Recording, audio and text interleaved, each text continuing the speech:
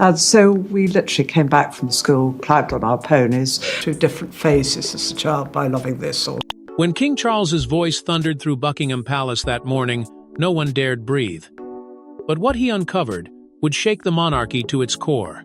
At first, it was a morning like any other in the palace. The quiet hum of staff polishing silver, guards marching in crisp precision, couriers delivering sealed envelopes. The grandeur of the royal routine unfolded as it always did, steeped in centuries of tradition and control. But this time, behind the gilded doors and velvet curtains, something darker was stirring.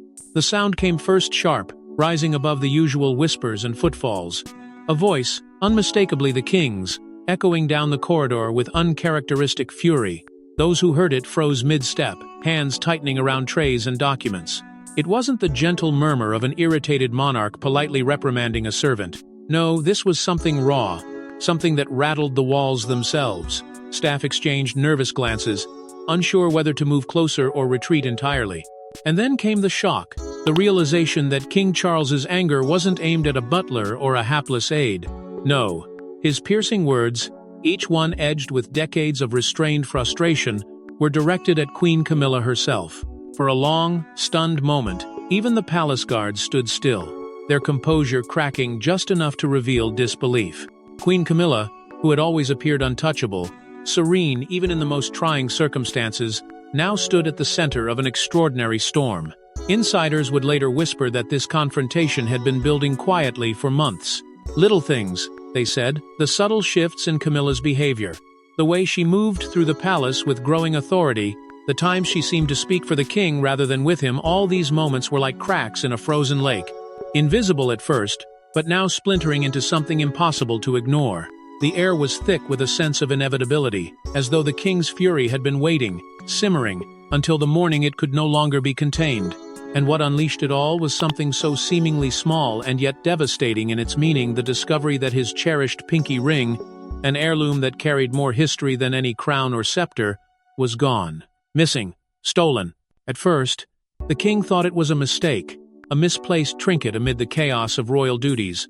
But as the minutes ticked on, and the realization settled in, the betrayal cut deeper. Because it wasn't just a ring, it was a piece of his father, his ancestors, his very identity as a king. And now, as his eyes bore into Camilla, staff and guards watching from the edges of their courage, the secrets that had festered in the silence began to bleed into view. The missing ring was just the beginning, but to truly understand why the king erupted, we must look back into the shadows of a growing rift that no one outside the palace had seen coming. What seemed like a small theft soon revealed itself as a symbolic attack on the king's heart and his history. The pinky ring was no ordinary ornament. Forged from rare Welsh gold and engraved with the ancestral crest of the Prince of Wales, it carried the weight of a dynasty. It had been worn by his father, Prince Philip, and before him by Prince Andrew of Greece and Denmark, passed from hand to hand like a silent promise that the line would endure. To outsiders, it was just a modest band of gold. But to Charles, it was a talisman of belonging, of everything he'd been groomed to uphold since boyhood. Since the 1970s, it had never left his finger, a constant companion through decades of private doubt and public scrutiny. It represented more than his title. It embodied the unbroken chain of identity he had sworn to protect. But just weeks after his coronation, as the crown still gleamed with the memory of that momentous day, the ring was gone, disappeared without a trace. At first, he assumed he had misplaced it as an oversight amid the chaos of official duties. But as hours turned to a tense day, and then two, the possibility of a careless mistake gave way to the chilling thought that it had been taken. His composure began to crack, panic creeping into the careful mask he wore so well. Inside the palace, a quiet frenzy erupted. Staff turned rooms upside down, tearing through drawers, examining carpets inch by inch, scouring corners they hadn't noticed in years. Orders were barked softly but urgently, and even the surveillance team pored over hours of footage in search of a clue. Yet, somehow, the cameras yielded nothing. No glint of gold caught in a hallway, no shadowy figure slipping it into a pocket. It was as if the ring had simply vanished into the ancient stones of the palace itself. As Charles's frustration escalated, the atmosphere grew stifling. Everyone moved more cautiously, spoke in whispers. He wore the worry visibly now, pausing mid-sentence, staring at his hand as though it betrayed him.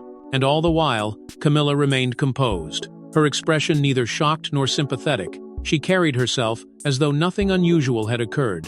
While Charles scoured the palace for answers, she smiled faintly at staff and continued with her day. To some, this calmness seemed cold. To others, calculated. While the ring's absence was alarming enough, it was Camilla's behavior during the search that raised even more questions. In the months before the ring's disappearance, Camilla had been quietly carving out a throne of her own. At first, it was so subtle that even those closest to the royal circle dismissed it as a harmless initiative. She began to attend public events alone, stepping into the spotlight without Charles at her side. For a woman once known only as the king's companion, this was a remarkable transformation. The crowds still cheered, the cameras still flashed, but behind the scenes, whispers began to grow louder. The queen was moving through the kingdom as though she ruled in her own right, her presence commanding and self-assured. Then came the interviews.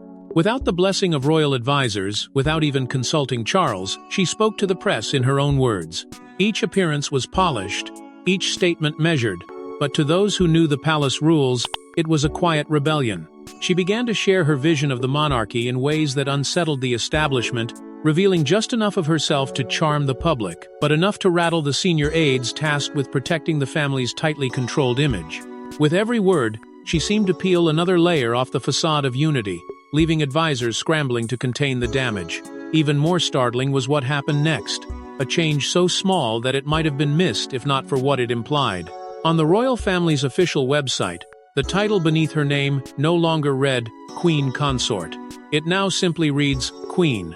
For many, it seemed a trivial adjustment, a mere formality. But for Charles, and for those who remembered Queen Elizabeth's explicit wishes, it was a bold departure from tradition. That single word carried the weight of a power shift few had anticipated. Behind closed doors, the tension between Charles and Camilla became impossible to ignore. She was no longer just beside him. She seemed to move ahead of him, sometimes without looking back. Staff noticed the subtle changes, the way Charles would hesitate before speaking, the way he watched her with a mixture of pride and unease, the way decisions once his alone began to feel like negotiations. Observers wondered quietly if Camilla's growing confidence was a natural evolution of her role or something more deliberate, more ambitious.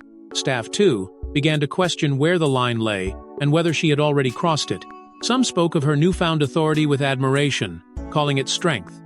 Others called it overreach, even arrogance. But whatever they called it, no one could deny that the balance of power in the palace was shifting, and the king's discomfort was no longer hidden. As Camilla's confidence grew, so did Charles's discomfort, and what came next only deepened the divide. Just when it seemed things couldn't get worse, Camilla went public with private royal secrets. At a moment when tensions already simmered beneath the surface, she sat before the cameras with a calm authority that belied the storm brewing inside the palace. The interview aired on a quiet evening, catching even senior aides off guard. Within minutes, her words reverberated far beyond the ornate walls of Buckingham, striking at the very heart of the monarchy's carefully guarded mystique. What began as a seemingly harmless discussion of her charitable initiatives and public role quickly veered into dangerous territory. She spoke candidly about private conversations she'd shared with Charles, moments he had believed were sacred between them, and laid out her personal vision for the future of the crown. It was bold, unapologetic, and to those watching inside the palace, almost brazen. She spoke of changes she felt the monarchy needed, of traditions she thought outdated, of a future she claimed she was helping to shape. For Charles, each sentence cut deeper than the last. As he watched, stone-faced, the personal and professional lines he'd so carefully drawn began to blur. Betrayal was not just whispered through stolen glances in corridors, now it was broadcast, for the world to see, with Camilla speaking as though she were the architect of a new monarchy, not as his queen consort, not even as his partner, but as though she already ruled, steering the ship alone. Behind his silence, though, his composure betrayed a quiet fury. Those closest to him could see the subtle signs, the tightness in his jaw, the heaviness in his eyes. The man who had weathered decades of public scrutiny with a controlled dignity now appeared rattled, as though the very foundation of his reign was slipping away.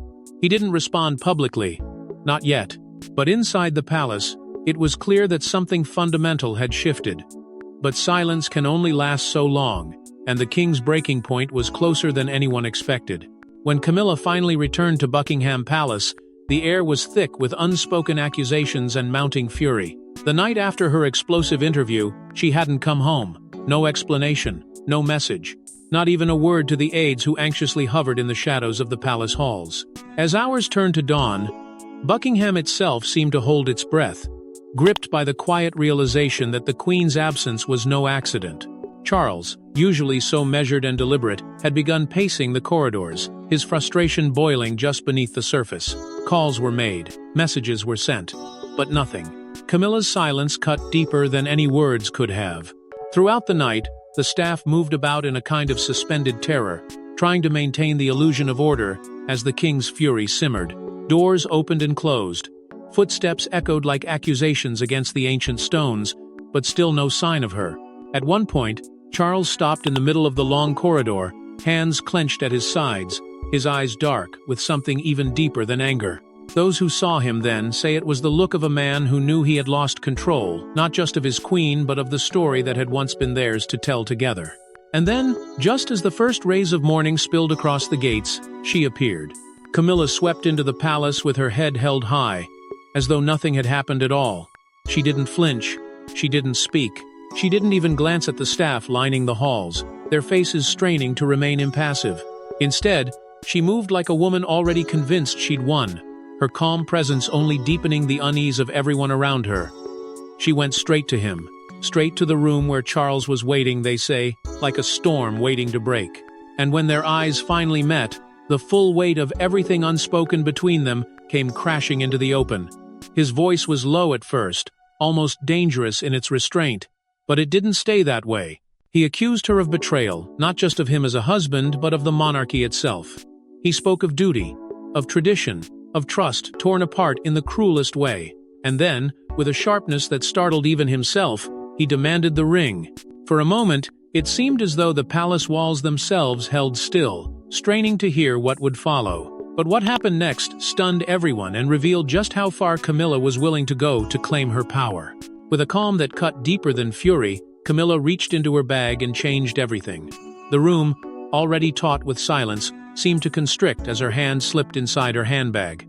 There was no rush in her movements, no trace of guilt or hesitation, just a chilling composure that made everyone watching feel the weight of what was coming. Slowly, she pulled out the missing pinky ring and placed it on the table between them. The small circle of gold glinted faintly under the light, but in that moment, it seemed heavier than the crown itself. Her eyes never wavered as she delivered the words that would echo through the palace for weeks to come. "What belongs to the king is mine." There was no tremor in her voice, no trace of apology, only a quiet, unwavering certainty that made even the most seasoned staff question everything they thought they knew about her. For Charles, the sight of the ring of her audacity was almost too much to bear. His face hardened, but his eyes betrayed him. There it was. Heartbreak mingled with a fury he could barely contain. That ring wasn't just jewelry, it was history. It was his father's, his grandfather's, a testament to the legacy he'd sworn to uphold. And now, to see it claimed so brazenly, as though it were a prize she'd earned rather than a trust she'd shattered, left him reeling. For Camilla, though, the gesture meant something entirely different. In her mind, this was not theft. It was a declaration, a bold assertion that she no longer needed permission to stand fully in her role. The ring was her proof, her silent demand to be recognized not just as his consort, but as his equal, or perhaps even more. The power struggle that had simmered between them for months now erupted into full view, and no one present could ignore it. With that single act, she made it clear that the old balance of their relationship was gone.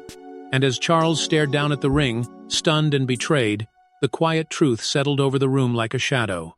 Nothing inside Buckingham Palace was quite the same again. After the confrontation, silence reigned, but beneath the quiet, the palace walls whispered of a fractured crown.